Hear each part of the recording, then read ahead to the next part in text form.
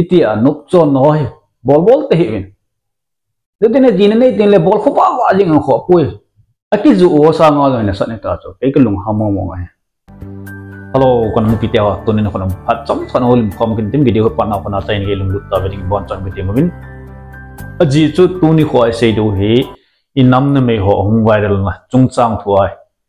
het kham hil chit na to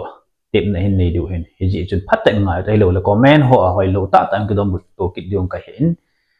hi chun a vel ngi tim phat chan ngai te ti chu ki tim hin din tun kanam pi te ho ma sa pen ta ringin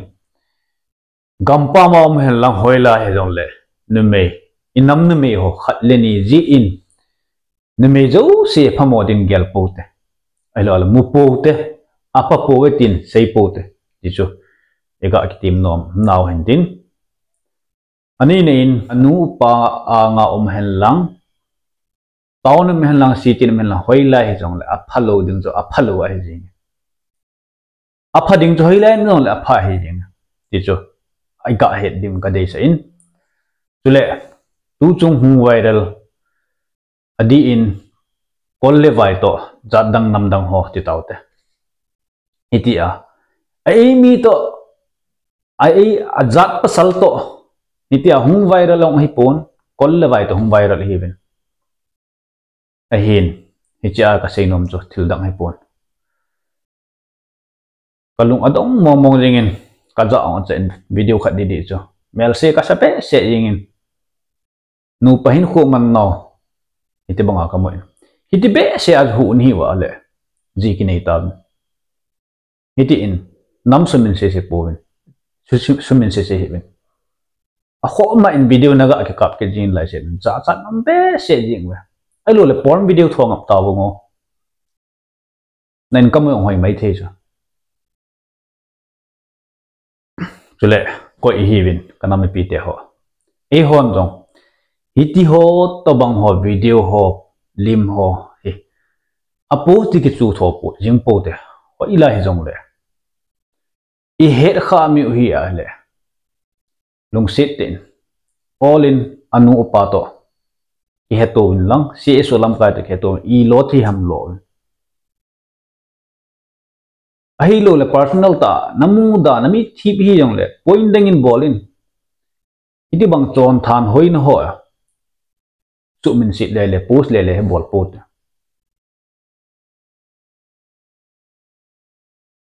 za chat ma ating le zat dang nam dang honong nasata noi se na ai ni nang ho chat vai ji a nang nu chat vai ji a na loi lo gol gen thei ta anu pa khosung mi angai chengdal ha gampa ma na tong alo le khasim kunchu ta om hen nang ho ji a mi dengin na nam mi te nong nang mit mu amu ating le zat dang nam dang honong nang mit mu amu wa chon than hoi pi ding pi azui le tam pi me hi cho bol ta put ating le kanami pi te hono hi cho post le ta put aji cho tu lai he social media khang hina thil kha I bol wa hele viral loi chali ji in sing theute tule ani na ga se nom cho ilim email ho dong he kilo hi na lang north east mi mong he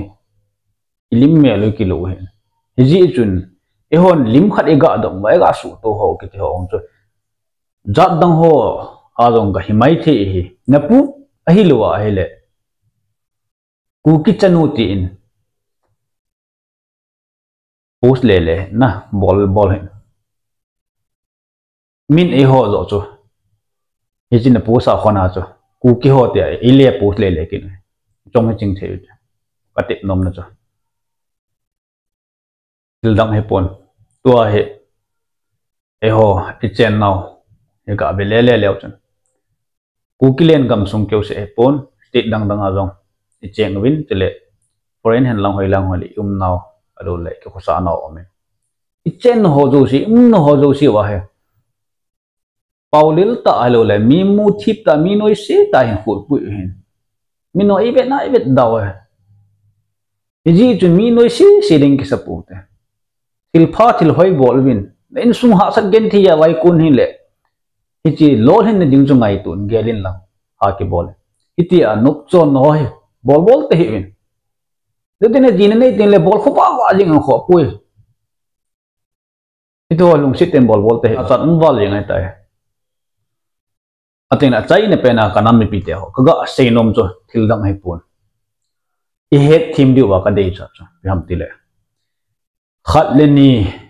jong hai pun de tam tang chon chawe dim jing ken ka het a hin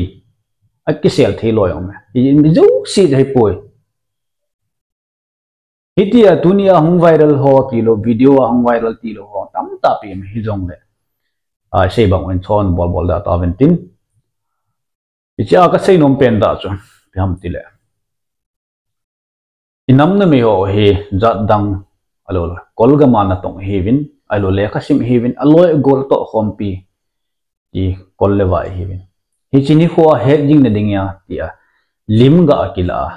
status sama ko lo story hama ko te bang hivin hi cholong het pi hi cho feeling song het pi hi chi kolpa to kila bana ong cho kolpa to ga chon chawai hi di pon alo aga ki di ong hi di pon ama wang khat le ni o mi jo sei bang mo chu bon chaw hi di po be iti a khat le ni dong kila ma no ti ai mu si no kam tin bol pa ong he phapoi nga taw te lung si ten adi thei poi ating le ka chanu te hon phaten ki ngai to bin lang zat dang nam dang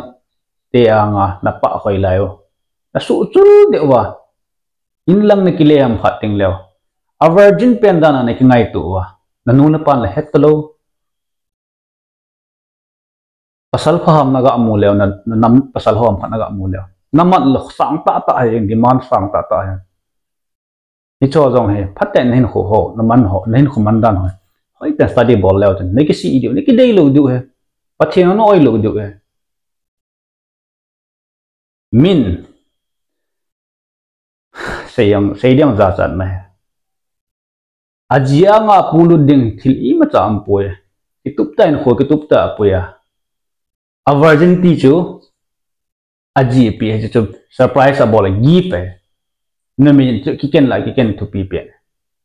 e ho pi he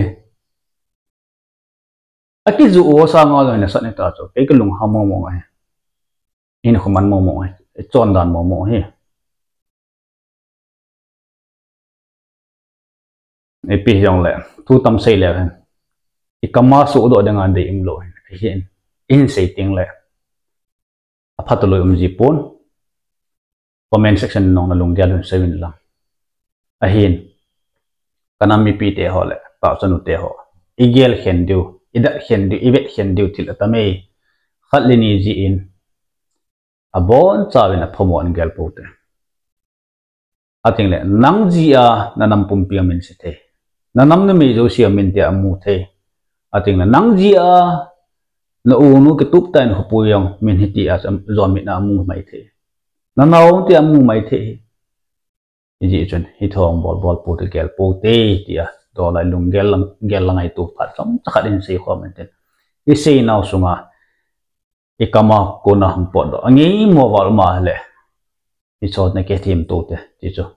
a chai na pe na active men tin chule